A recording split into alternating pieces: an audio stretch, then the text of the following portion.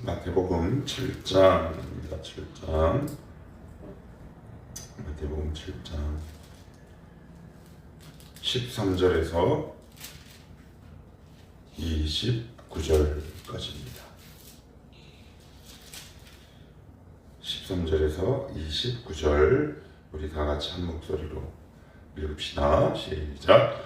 좁은 문으로 들어가라. 멸망으로 인도하는 문은 크고 그 길이 넓어 그리로 들어가는 자가 많고 생명으로 인도하는 문은 좁고 길이 협착하여 찾는 자가 적음이라. 거짓 선지자들을 삼가라. 양의 옷을 입고 너희에게 나오나 속에는 노략질하는 일이라. 그들의 열매로 그들을 알지니 가시나무에서 포도를 또는 엉겅퀴에서 무화과를 따겠느냐. 이와 같이 좋은 나무마다 아름다운 열매를 맺고 못된 나무가 나쁜 열매를 맺나니 좋은 나무가 나쁜 열매를 맺을 수 없고 못된 나무가 아름다운 열매를 맺을 수 없느니라. 아름다운 열매를 맺지 아니하는 나무마다 찍혀 불에 던져지느니라. 이러므로 그들의 열매로 그들을 알리라. 나더러 주여 주여 하는 자마다 다 천국에 들어갈 것이 아니요 다만 하늘에 계신 내 아버지의 뜻대로 행하는 자라야 들어가리라. 그날에 많은 사람이 나더러 이르되 주여 주여 우리가 주의 이름으로 선지자 노릇하며 주의 이름으로 귀신을 쫓아내며 주의 이름으로 많은 권능을 행하지 아니하였나이까 하리니 그때 내가 그들에게 밝히 말하되 내가 너희를 도무지 알지 못하니 불법을 행하는 자들아 내게서 떠나가라 하리라. 그러므로 누구든지 나의 이 말을 듣고 행하는 자는 그 집을 반석 위에 지은 지혜로운 사람 같으리니 비가 내리고 창수가 나고 바람이 불어 그 집에 부딪히되 무너지지 아니하나니 이는 주추를 반석 위에 놓은 까닭이요 나의 이 말을 듣고 행하지 아니하는 자는 그 집을 모래 위에 지은 어리석은 사람 같으리니 비가 내리고 창수가 나고 바람이 불어 그 집에 부딪힘에 무너져 그 무너짐이 심하니라. 예수께서 이 말씀을 마치심에 무리들이 그의 가르치심에 놀라니 이는 가르치시는 것이 권위 있는 자와 같고 그들의 서기관들과 같지 아니함이러라. 아멘. 오늘로써 산상수훈을 마치게 됩니다. 산상수훈은 우리가 계속해서 살펴본 대로 팔복으로 시작하죠. 심령이 가난한 자는 복이 있나니 애통하는 자는 복이 있나니 온유한 자는 복이 있나니 의에 줄이고 목마른 자는 복이 있나니. 이 팔복을 경험한 사람, 그 첫 번째 작업이 하나님 앞에서 자신의 영혼의 파산 상태를 선고하는 사람이라고 그랬습니다. 다시 한번 말씀드리지만 이 일이 없기 전에 우리는 다 자기 마음대로 살아갑니다. 믿는 것 같지만 결정적인 순간에 주님을 외면합니다. 그래서 수많은 시행착오와 그리고 아픔과 때로는 고통이 있을 수 있죠. 그러다가 하나님께서 그 영혼을 깊은 곳을 만지시면 그때야 비로소 우리는 하나님 앞에 두 손을 들고 이렇게 고백할 겁니다. 하나님, 제 힘으로 살아갈 수 없습니다. 주님의 도우심이 필요합니다. 아니, 주님만이 저의 전부이십니다. 그 고백을 통해 다시 한번 그 영혼이 거듭나는 자만이 그 이후로 쭉 이어지는 그 우리 주님의 말씀대로 살아가고 설 수 있죠. 그리고 나서는 주님이 뭐라고 말씀하시느냐? 중요한 주제만 좀 살펴보면 기도에 관해서 얘기합니다. 주님의 기도죠. 그리고 나서는 물질에 관해서 말씀하십니다. 그 물질과 연관돼서 나오는 것이 염려입니다. 왜 염려한다 그랬나요? 물질을 섬기기 때문에 염려한다 라고 말씀을 드렸습니다. 그리고 나서는 어떻게 얘기하느냐? 주님이 비판, 어제 쭉 살펴봤습니다. 그러면서 주님이 구약의 내용과 그 다음에 바리새인과 서기관들이 가르친 것과 다르게, 그래서 산상수훈을 이렇게 쭉 읽어보시면 이런 패턴이 이어집니다. 그들은 이렇게 말했으나 나는 너희에게 이르노니, 그들은 이렇게 말했으나 나는 이렇게 말하노니. 무슨 말입니까? 그들과 다르다, 이것이 진짜다 라고 말씀하고 있습니다. 그런데 그것이 쉬운가? 쉽지 않습니다. 왜냐하면 그들이 믿어왔던 믿음의 패턴들이 있습니다. 믿음의 형식들이 있어요. 자기들이 생각하는 종교관이 있습니다. 그것이 하나님 말씀에 의해 깨지고 말씀대로 이 편으로 옮겨오는 그 과정과 작업은 쉽다라고 얘기하지 않겠습니다. 왜냐하면 그것이 진리로 믿어왔기 때문에 내가 알고 있는 그 진리를 말씀 안에서 또 다르게 포기하고 또 다른 것들을 따른다라고 생각하는 것들이 우리 생각보다 그렇게 만만하지 않은 작업들입니다. 그래서 오늘 주님이 뭐라고 말씀하시느냐, 이렇게 말씀을 하시죠. 13절입니다.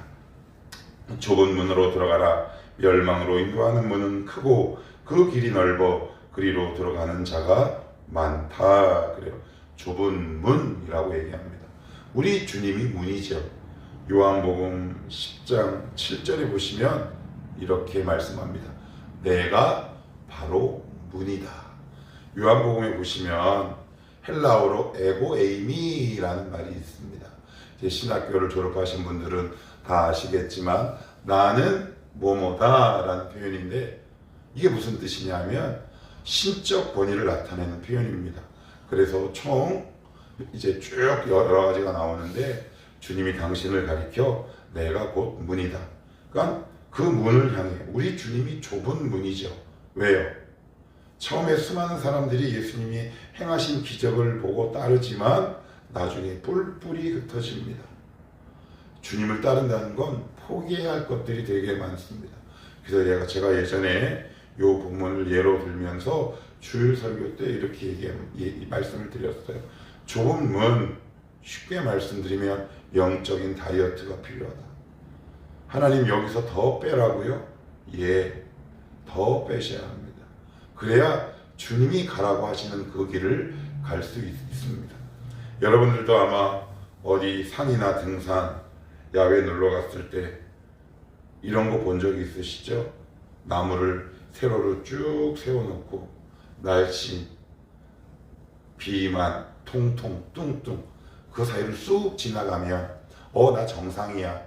딱 걸리면 나 비만인가 봐. 하나님을 때로는 이 말씀에 이 문들을 이렇게 우리 가운데 세워두시죠.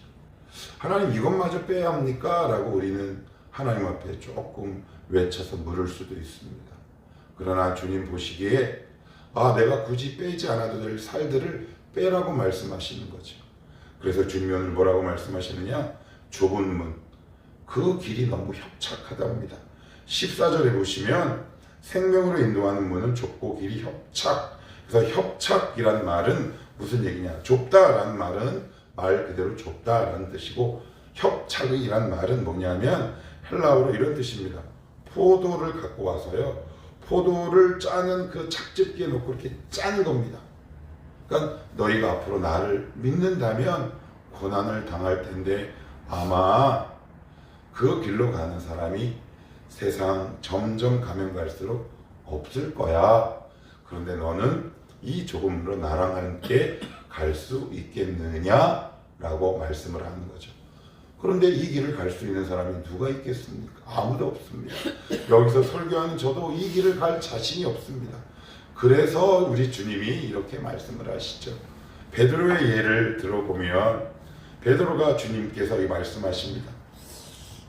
너희들이 곧 나를 다 버리리라. 그랬더니 베드로가 주께서 어디로 가든 저는 주님을 따르겠습니다. 라고 이야기를 하죠. 그러나 거룩한 열정, 진심, 특심이 있었음에도 불구하고 베드로는 주님을 외면합니다. 인간의 열정으로 주님을 따르는 것이 아닙니다. 그렇다면 우리는 예수를 다 못 믿어요. 그러나 주님이 베드로와 함께 하시죠. 주님의 은혜가 베드로를 다시 회복시키시고 그 믿음의 길을 걸어가게 하십니다. 그래서 이 좁은 문으로 들어가라 라는 말은 그냥 너희들이 힘들 거야 라는 엄포성 말씀이 아니라 너희들의 힘으로는 가기 어려우니 내 도움이 절대적일 거야 라고 말씀하는 것과 똑같죠. 자, 그러면 좁은 문이 있으면 무슨 문이 있을까요? 넓은 문이 있겠죠. 그 넓은 문으로 가는 자들이 누구냐면 바로 거짓 선지자들입니다. 그래서 마태복음의 산상순의 마지막을 거짓 선지자로 마치는데 이유가 있다 싶습니다. 왜 팔복으로 시작하고 거짓 선지자들로 그 산상수훈의 설교를 마치실까? 그만큼 많다는 거고, 거짓 선지자들의 메시지가 우리 교회에 훨씬 더 쉽고 부드럽게 들을 수 있기 때문에 그렇습니다. 자, 그러면 잘 보셔야 합니다. 이게 우리가 너무 잘하는 본문이라 너무 많이 쉽게 지나가는 본문입니다. 15절입니다. 거짓 선지자들 삼가라 양의 옷을 입고. 그렇습니다. 자, 양의 무슨 옷을 입냐면 양의 옷. 거짓 선지자들의 특징 첫째, 외형에 강합니다. 외형에 강하죠. 그래서 여러분, 외형에 강한 사람들 조심하셔야 합니다. 그래서 우리 주님이 사무엘을 통해서 다윗에게 기름을 부을 때 쭉 형제들을 세워놓고 사무엘이 이 사람입니까? 그랬더니 주님께서 뭐라고 말씀하세요? 너희는 사람 외모를 보지만 나 여호와는 중심을 본다. 사람들은 다 외형을 봅니다. 그게 훨씬 더 편하고 익숙하고 넓게 느껴지죠. 그래서 요즘은 유튜브다 뭐다 대중매체에 외형적으로 나타나는 목사들이 참 많이 있다 싶습니다. 그들을 보고 속지 마십시오. 그들이 전하는 메시지에 여러분들의 귀를 내어주지 마십시오. 거짓 선지자들의 특징 첫 번째, 양의 옷이다. 양의 옷은 겉으로 보기에 화려하고 진짜 같지만 그 옷을 들춰내보면 여러분, 옷은 벗기가 되게 쉬워요. 조금 잔인한 표현인지 모르겠지만 피부는 벗겨낼 수 없습니다. 인격은 벗겨내기가 쉽지 않습니다. 그래서 지금도 많은 거짓 선지자들은 여러분들을 유혹할 겁니다. 너 예수 믿으면 잘 먹고 잘 살아. 너 예수 잘 믿으면 하나님이 다 응답해. 너 예수 잘 믿으면 다 잘 될 거야. 우리는 그 메시지에 되게 익숙하지. 그래서 그들의 메시지에 귀를 기울이지만 우리들의 영혼 가운데 남은 것은 무엇이 있겠습니까? 여러분의 믿음이 정말 성장하고 성화되고 성숙하셨습니까? 그렇지 않다. 첫 번째, 외형적으로 다가온다. 겉모습을 조심하라. 두 번째, 거짓 선지자들을 그럼 어떻게 알 수 있겠느냐? 이렇게 말씀합니다. 16절에서 계속 반복되는 한 가지 단어가 있다면 16절에 열매, 17절에도 열매, 18절에도 열매, 19절에도 열매, 20절에도 열매입니다. 열매, 내면의 열매를 이야기하고 있습니다. 열매로 나타나는 거지 나무가 크고 멋지다고 그것이 나에게 필요한 건 아니다. 예를 들어 봅시다. 여러분, 사과나무를 왜 키웁니까? 농부가 사과나무를 왜 키우나요? 포도나무를 왜 키웁니까? 열매를 따기 위함입니다. 그러나 사람들은 열매를 보지 않고 크기를 보는 거죠. 외형적인 모습을 봅니다. 저게 위대하구나. 그러나 주님은 보시는 게 따로 있습니다. 저 사과나무가 포도나무가 정말 열매를 맺느냐. 거짓 선지자의 특징 분별하는 것, 내면을 보셔야 합니다. 가장 결정적일 때 무엇을 선택하는가? 가장 위급할 때 말씀을 붙들고 있는가? 가장 자기에게 불리할 때 과연 손해볼 수 있는 그 끈끈함과 강인함이 그 속에 있는가? 그것을 보실 줄 아는 눈도 우리들에게 꼭 필요하다 싶습니다. 자, 그러면 이제 정말 중요한 말씀이 이어집니다. 그러면 그 거짓 선지자들의 가장 결정적인 특징은 어디서 나타나느냐? 열매인데 그 열매는 어디서부터 시작되느냐? 21절, 나더러 주여 주여 하는 자마다 천국에 들어갈 것이 아니요 다만 하늘에 계신 내 아버지의 뜻, 이게 중요합니다. 근데 우리는 뜻보다 행함에 방점을 찍죠. 그래서 우리는 이 본문 말씀을 어떻게 이해하고 설계해왔냐? 말씀을 들으면 순종해야 합니다. 그 말씀은 맞지만 이 본문은 아닙니다. 이 본문은 절대 아니에요. 왜냐? 22절에 이렇게 적습니다.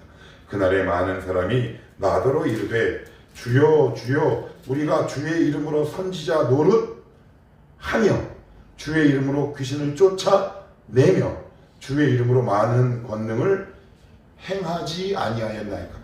행함이 있습니까 없습니까? 있지요. 그런데 왜 하나님이 너의 이름을 도무지 모른다라고 했냐면 이런 겁니다.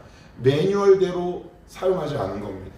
분명히 고가 제품일수록 사용 설명서가 이만큼 있는데 그걸 하지 않고 흔히 하는 시체말로 야매를 부른 겁니다. 그래서 아주 이 품질 좋은 이 오디오 기계를 자기 마음대로 막 작동해 버린 겁니다. 그래서 고장을 내버린 겁니다. 그런데 사람들은 큰 소리에 와 하죠. 그런데 주님이 뭐라고 말씀하냐? 그래, 너 귀신도 쫓아냈지, 병자도 고쳤고 교회도 부흥시켰어, 나 인정해. 그러나 나는 너 몰라. 여기에 많은 사람들이 속는 겁니다. 와, 우리 목사님은 능력이 있네. 주님이 인정하는 능력이어야 합니다. 와, 우리 목사님 정말 끝내주네. 주님이 인정하는 끝내주심이 있어야 합니다. 그래서 오늘 이 본문은 순종에 관한 본문이 아니라, 행함에 관한 본문이 아니라 뭐에 관한 본문이다? 뜻, 말씀. 너 외형이 보잘것없어도 내 말씀대로 살았느냐? 이것이 중요하죠. 그래서 사도 바울은 디모데에게 전하는 편지에 이렇게 말씀이 있습니다. 경계하는 자가 법대로 경계하지 아니하면, 이런 표현이 나옵니다. 무슨 이야기일까요? 법대로 하지 않고 싶은 마음이 살다 보면 있습니다. 그런데 특별히 여러분들 단거리 경기 같은 경우 자기만의 레인이 있단 말이에요. 다른 레인을 밟으면 실격이에요. 누군가를 건들면 실격이란 말이에요. 그런데 목회를 하다 보면, 인생을 살다 보면 남들이 빨리 가고 싶을 때 뒷다리를 딱 잡고 싶거나 조금 더 빠른 방법을 동원하고 싶을 때가 있지요. 저는 왜 없겠습니까? 있습니다. 그러나 그러지 말라는 겁니다. 네 레인에서 뛰어야 한다. 그래야 그것이 진짜야 라고 얘기합니다. 그런데 거짓 선지자들은 어떤 자들이냐? 레인을 막 침범하는 자들이죠. 그래서 1등은 했어요. 수많은 사람들의 환호는 받았지만 나중에 금메달을 박탈당합니다. 얼마 전에 이런 영상을 우연하게 본 적이 있습니다. 1988년, 실명은 거론하지 않을게요. 우리나라에서 올림픽이 열렸습니다. 복싱 경기가 열렸는데 우리나라 선수가 금메달을 땄어요. 그런데 누가 봐도 그 미국 선수가 금메달이었어요. 경기를 압도했거든요. 그런데 이 복싱 선수가 최근에 그 금메달을 들고 미국으로 건너갑니다. 그러면서 그 선수 앞에서 이렇게 이야기를 해요. 이 금메달은 당신의 것입니다. 저는 이 금메달을 받아서는 안 됩니다. 그랬더니 그 금메달을 받은 그 흑인 선수가 금메달을 붙잡고 펑펑 울더라고요. 여러분, 금메달은 하나님이 주시는 거죠. 거짓 선지자들의 특징은 뭐다? 겉으로 화려합니다. 겉으로 큽니다. 귀신도 쫓아냅니다. 그리고 병도 치유합니다. 교회도 크게 성장시킵니다. 여기에 함정이 있습니다. 그러나 우리 주님 무엇을 보느냐? 그 사람의 내면을 본다. 성령의 열매가 있느냐? 오래 참음의 열매가 있느냐? 화평의 열매가 있느냐? 평안의 열매가 있느냐? 그것을 보고 평가한다. 그렇다면 성도들은 예외이겠습니까? 그렇지 않다. 자, 그래서 24절 한번 읽어볼게요. 24절입니다. 시작. 그러므로 누구든지 나의 이 말을 듣고 행하는 자는 그의 집을 반석 위에 지은 지혜로운 사람 같으니. 행함이 방점이라 그랬습니까? 하나님의 말씀이 방점이라 그랬습니까? 말씀. 그래서 이 말씀은 말을 듣고 순종해야 하라는 것이 아니라 어디에 중심이 있다? 하나님의 말씀대로. 이게 있습니다. 여러분, 우리의 행함이 어떻게 반석 같습니까? 여기 여러분 24절에 보시면 반석 위에 지은 집, 우리의 행함이 그렇게 완벽합니까? 우리의 순종이 우리를 반석으로 이끕니까? 아닙니다. 반석은 뭐냐면 편치 않는 진리 위에 짓는 집이거든요. 여러분, 우리의 행함은 반석 위에 지은 집이 될 수 없어요. 뭐만 반석 위에 지은 튼튼한 집이 될 수 있느냐? 하나님의 말씀만 그렇습니다. 앞서가고 싶죠. 남들보다 비춰지는 거 정말 싫습니다. 여기서 설교하는 이 목사 야망 욕망 어마어마한 사람입니다. 누구보다 앞서가고 싶죠. 자존심, 명예욕 얼마나 많은지 모릅니다. 그러나 하나님은 그럴 때마다 진성아 말씀대로, 아무개야 말씀대로 그래야 너에게 상급이 있고 그것이 진짜 네가 죽을 때 가져갈 수 있는 너의 상급이야. 죽을 때 갖고 갈 수 있는 게 진짜 아닌가요? 여러분 죽을 때 내가 하늘에 갖고 갈 수 있는 것만 진짜 아닙니까? 그리스도 예수 안에서 하나님의 말씀대로 살아가다가 내 영혼에 치인 상처, 오래 참다가 흘린 눈물의 깊이, 그리고 누군가를 위해서 펑펑 울면서 기도해왔던 눈물의 양, 그게 진짜 우리가 죽을 때 가져갈 수 있는 거 아닙니까? 여러분 뭘 가져가시겠습니까? 화려함을 가져가시겠습니까? 목회자들은 예배당 건축물을 가지고 갈 수 있겠습니까? 아마 다 하나님이 퇴짜 넣으실 겁니다. 지금 바로 그 말씀하고 있습니다. 그리고 27절에 이렇게 마무리를 짓죠. 비가 내리고 창수가 나고 바람이 불어 그 집에 부딪힘에 무너져 그 무너짐이 심하니라. 왜 우리의 신앙이 왜 이렇게 계속 무너지나요? 반석 위에 짓지 않았기 때문에 그렇습니다. 하나님의 말씀 위에 우리가 세워지지 않았고 우리는 어디에 세웠느냐? 능력, 외모, 화려함, 명예, 탐욕, 내 개인의 주관적인 체험 등 하나님의 방법이 아니라 내 방법으로 나름대로 세워져 갔다고 생각하는 어느 순간 하나님은 그것들을 다 무너뜨리시죠.